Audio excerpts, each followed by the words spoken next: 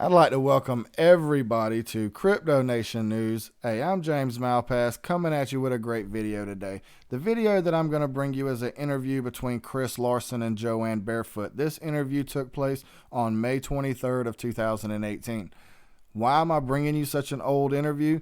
Because I want you to really think about the things of the headlines in which we're seeing today. Think about the headlines of SendFriend as they went live with a mobile app connecting the unbanked into the financial market. Think about the headlines that we see in ECB, the United States, and also some of the headlines in which we're seeing in Japan as we move forward with what's looking like what's going to be a global economy. I want you to think about at the end of the video how Coil is impacting today. The people that are subscribed to Coil, the people that are building upon the platform, the people that are getting micro payments of XRP as they show off their talents, whether it is in videos, whether it is in writing, or whatever it is. Think about all of those things as we go through this video, and you will see Ripple's plan playing out to the T, and it's exciting to see. Before we get into it, if you have not done so, let's go ahead and hit the subscribe button to make sure that you enjoy all of the content that this channel is bringing to you. We're going to document the journey. We're going to have a good time doing so. Hey, let's roll the intro.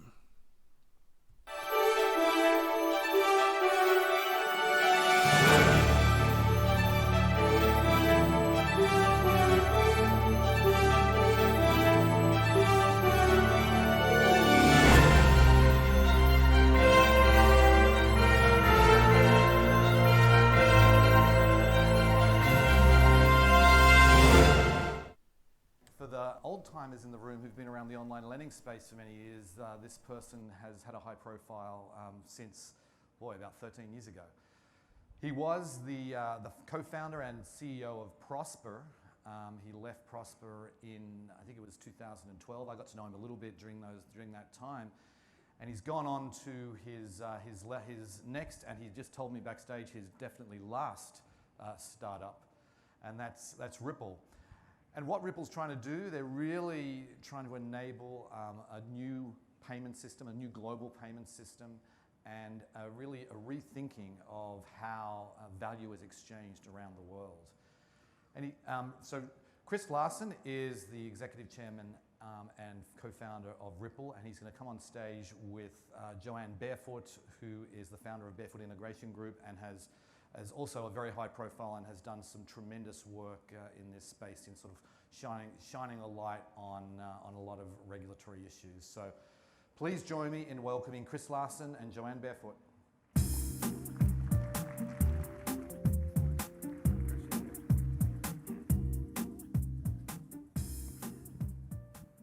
morning, everyone. Chris, you and I have known each other for maybe 6 or 7 years. I didn't know you at Elon or Prosper, but I did know you when Ripple was OpenCoin. And we were at a dinner in New York a few years ago that was about fintech, very fascinating group of people around the table. And I remember saying that of all the people there and the amazing and cool things that everybody was doing, that the one who was the most likely to change the world was you. Because Ripple has this breathtakingly ambitious view of how we should transform payments and commerce and how we live through interoperability and through new technology rails. So I want to start by just asking you to talk broadly about this vision. We've got 20 minutes. I'm hoping that everyone will get a chance to hear your most insightful thinking on where we are going, should be going, how we're going to get there. Well, first of all, thank you for being so gracious. Very kind words, and thank you to Peter. It's great to see him again. But obviously there is a ton of noise within the blockchain space. The thing could cure every ill in the world, and the truth is 90% of it is utter nonsense that's going to go away for sure. But what comes of that, I think this is a fundamental shift in fintech. And what we believe the big thing happening here is the development of a second internet. We call it the Internet of Value, so that value, money, assets will begin moving as quickly and efficiently as data has been moving for the last 25 years. And we think that is profound in what it's going to do to the world. So while a lot of the attention in blockchain is around new currencies, digital assets, and certainly we work on and advocate for digital assets, XRP is the one that we've really gotten behind, that's really just a subset of a much bigger thing happening. And so really I think you're leading into a world where there'll be complete interoperability between all the money systems, ledgers, networks of the world. And that's really what's missing today. So for example, we all know, wealthy people, people in developing countries. I mean, we can't even really send $50 to Europe without it being all chewed up in fees. That's clearly a problem. Much bigger problem is the 2 billion people living in the developing world who need, according to the Gates Foundation, need to be able to send 50 cents to really be participants in the global economy. You can't do that in a system that's run by SWIFT and correspondent banking, where we all know it might take 3 days to move value between countries, and where there's high failure rates and the costs are very high. So, we've been, in the money world, we're living in a pre-internet world where, before we had email, it was very expensive to communicate. Imagine sending letters, nobody does that anymore. Using SWIFT is like sending a letter. When you dropped it in the mailbox, you have no idea where it is, if it got there or not. So getting away from that, I think, is profound. And what we would say is that, a lot of the backlash on globalization today, it's not because globalization is bad, it's essential. It's that it's incomplete. Because globalization needs kind of 3 key systems to be working together. And it needs interoperability and data. Check that one. We've had that since the internet IP, 25 years now. You need interoperability in goods. We've had that since the 50s with a shipping container. We've talked about shipping. We love shipping containers. We're going to come back to that. That was key. But you don't have it yet in money. And you need data, goods, and money to all be globally operating. And that's coming. So that's the profound thing. The neat thing about when we talk about blockchain, while it's not the digital assets themselves that can ever be the network of networks, because Bitcoin, Ethereum, XRP's ledger, they're all just networks. So that can never be the network of networks. But what they did is they created this thing. We believe the winner will be ILP, the Interledger Protocol, which we think is equivalent to IP that changed data and to that shipping container that changed goods. So that's a really profound thing that will play out over the next, pick some number, 1, 2, 5, 10 years. It's happening right now. Take a moment and talk about the shipping container analogy, because I think it's really helpful to people. I did a podcast with Chris. My podcast show is Barefoot Innovation, which is on iTunes if you want to hear it. And you talked about the book, The Box, and the fact that the shipping container standardization changed everything about global commerce. Just take a moment to talk about that metaphor. Sure. Again, shouldn't get excited about shipping containers, but they're very simple things. But that kind of is the point, right? Any kind of global standard or protocol needs to be super simple and basic, super low level, because that's the only way it's going to be adopted by everyone. It's going to be adopted by Europeans, Americans, Chinese, Japanese economy. And a shipping container is super basic. A shipping container is not a shipping company. There is no way one shipping company, no matter how efficient, will dominate the world. It's going to be hundreds of shipping companies, all with different features for the Nordic countries than what you'd see in Latin America, for example. Shipping container is super basic. And why it's so profound is before the shipping container, of course, shipping goods was super labor intensive, super inefficient, like moving money is today. You'd send stuff to a port. It had to be unpacked right there at the port, repacked. It was a huge drag on global commerce. And then along comes a shipping container, so the goods stay in that container at the point of manufacturing, sent right to their local port through a truck, a train, then to a ship, back to another ship, another train, another truck, interoperable in any port around the world. And when that was created in the 1950s, 700% increase in global trade, completely transformed ports everywhere, created a Cambrian explosion of new types of shipping companies. It's exactly what you saw with the internet, by the way, and it's exactly what you're going to see with a very low level. Again, that can't be Bitcoin or Ethereum or the XRP ledger. That will be a part of what happens here. But those things are heavy, they're thick, they're shipping companies with certain features that will never be acceptable to everybody in the world. You need something super low level, something like the interledger protocol is what, again, what we believe in, which is super basic, it's not a ledger, and just like it's not a shipping company, but something that the Chinese can get behind, you can get something in the developing world could get behind, Gates Foundation could get behind, which they have, the Americans could get behind. Very basic, very simple. And also, very importantly, you know, if you deploy a shipping container in Los Angeles, the port of Los Angeles, it has no effect on the shipping container being used in Amsterdam or whatever the port is there. That's not true with databases. One additional entry to the Bitcoin ledger or to HSBC's ledger creates scalability issues to everything else in the system. That's why that can't work to be that network of networks. You mentioned the Gates Foundation, and you have a project in the developing world, or focused on the developing world, called Mojo Loop, which I believe Moja is the Swahili name for one. Talk a little bit about that and about the potential for this transformation to actually connect everyone in the world to mainstream commercial activity. Yeah, we're super excited to have been able to work with and continue to work with the Bill and Melinda Gates Foundation. They've been incredible leaders in so many things, but also a lot of people don't know there are about 1,200 people working on financial inclusion. So kind of second to what they've been doing so amazingly with disease prevention. And they see that as a absolutely key thing that happens on Earth. And I think they share this view that sort of in the worst kind of situation right now in the world, where everybody has this, you know, kind of amazing future and data about how great life could be on their phone. But again, until you have the interoperability of money, which we don't have yet for 2 billion people, you can kind of, you're tantalized by it, but you can't act on it. That's a huge problem, right? So they know that we need, you know, this key interoperability, this very basic infrastructure layer that links M-Pesa to Bank of America to, you know, to what's going on in the Japanese financial system, and you don't have that, right? That's what's blocking a key thing happening here. And I think they agreed also that you need something like the interledger protocol. That's what's baked into Mojo Loop, as well as many other very specific technologies that would help banks and central banks and governments in the developing world to you know, really kind of leap ahead. One interesting thing about, I think, their view as well is a lot of people in blockchain kind of seem to talk about it's going to go around the banks, it's going to go around governments, screw all the laws. People that work in financial inclusion, they take the exact opposite rule, that the only way that you're going to have impact is if you work within the system, that it's appropriately regulated.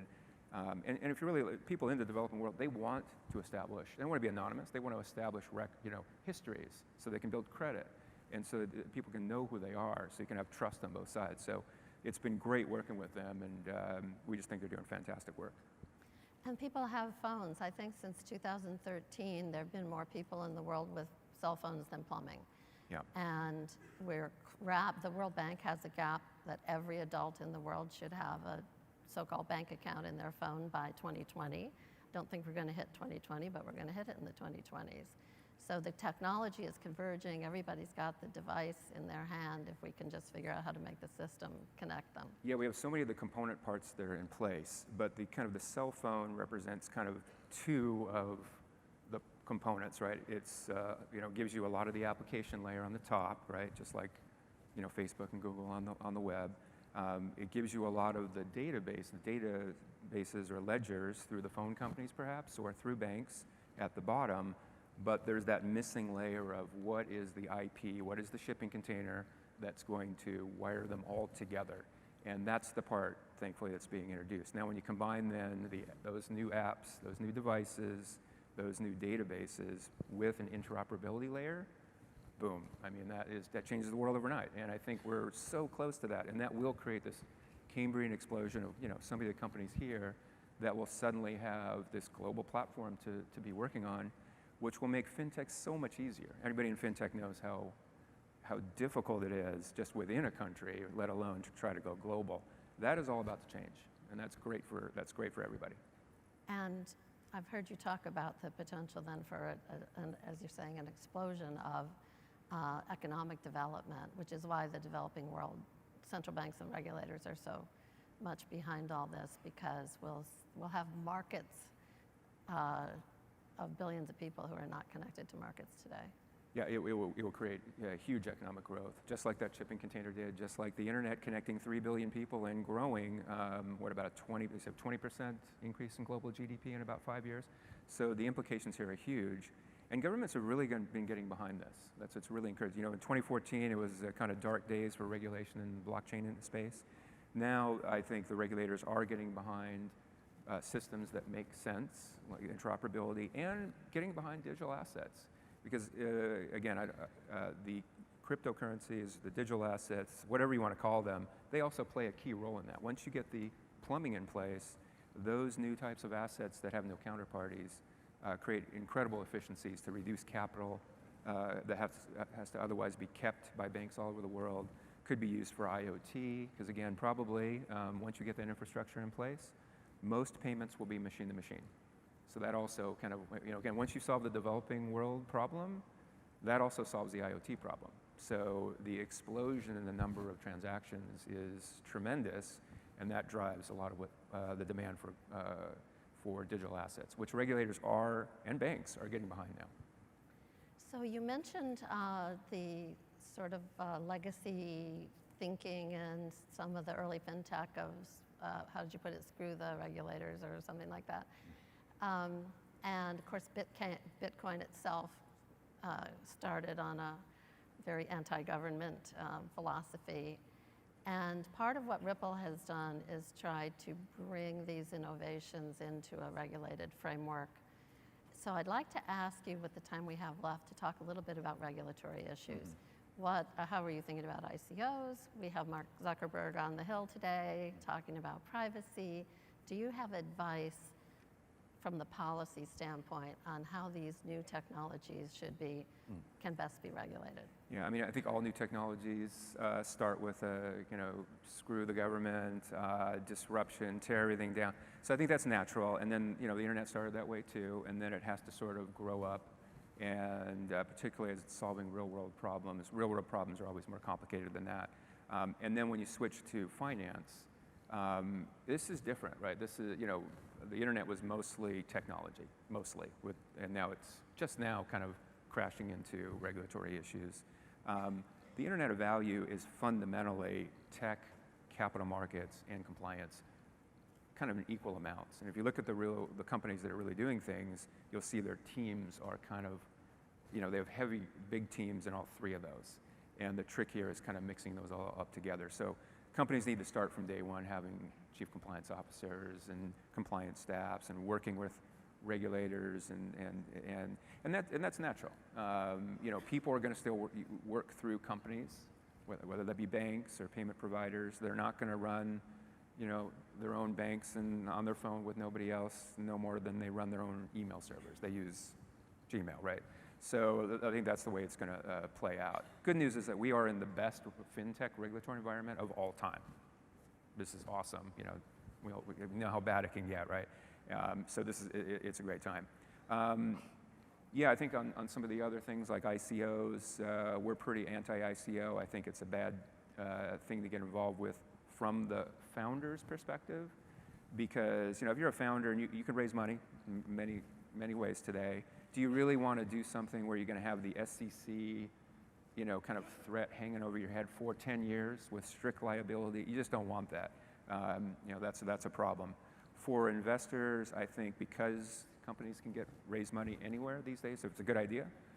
There's got to be some adverse selection if they're choosing an ICO. So I think that's a negative for the investors in these things. And then finally, from building currencies, digital assets, ICOs typically say, okay, this is a currency for this use case and none other. That's kind of the opposite of the way it should go. Currencies need to be as liquid as possible, and so they need to have as many use cases as possible.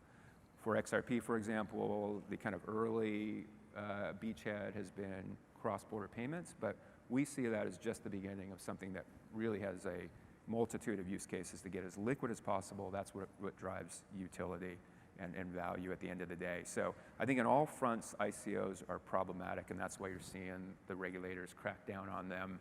Not everywhere, but I think they'll be transformed. They'll probably look like, you know, IPOs at the end of the day. Privacy thing, lastly, I think just no question we are in a market failure on privacy. And when you have market failures, government has to step in and regulate. I think that's going to happen. I think the state of privacy is it's in a bad place right now and needs new rules. It can't be done through self-regulation. That's already failed, just like it did back in the day when we were doing privacy around banks. So I suspect you're going to see new laws come out. There's a very good California proposition called the California Consumer Privacy Act, which will get the signatures. That will be on the ballot in November, and that really goes to the heart of some of the egregious things that are going on, I think, in kind of collecting all this data of ours without giving us choice. So I think that is coming, and we should all be prepared for more privacy regulation. Do you have a view on the European privacy and consumer data efforts? They've been more forward-leaning than we have been here. Europeans have been great. They've been way ahead of the curve here. They're exactly right, and Americans have been super flip. And Silicon Valley has done a pathetic job on privacy, just dismissing it out of hand, all the famous quotes we've heard. So Americans are way behind. We got to do a lot more. Maybe the last thing I want to ask you is to sum up. So we have a group of here, we're early in the conference. People are going to be deluged with thoughts and information and ideas. If you wanted the people in the audience to remember one thing from this session that you hope they'll take back and put to use, what would that be? Well, I mean, the biggest thing we think is super exciting that we're on the cusp of an internet of value. So that's going to play out in a way that's very good for all of us. And I think a lot of that will be headquartered right here in the Valley. That's going to provide a ton of new business opportunities. The other thing that I'd say, I always tell, because I made this mistake early on, is like we all start these businesses based on what we see, which is usually consumer. Look at enterprise. Enterprise, the consumer is like on the surface of the water, and there's this huge thing under, kind of under the surface for enterprise. Fantastic opportunities. So don't ignore enterprise, even if it's not in front of you. We've talked before about once you have digital currency, which can work in micro payment denominations of any denomination. I think one of the things you've talked about is we could be doing things like putting sensors on systems that can generate income streams, unlike anything we have today. No, I think once we have an internet of value layered on top of the internet of data, data and money are going to be moving together in little packets of information, and not just in digital assets, but in fiat currencies. That's really, really exciting. That will change models. Devices become the biggest consumers of payments, for example, and they're doing searches on Google. How does a device, take in an ad? So that's going to change things there too. But very, very exciting what's coming. We are out of time, and I just want to ask the audience to join in thanking you for your wonderful remarks. Thank you.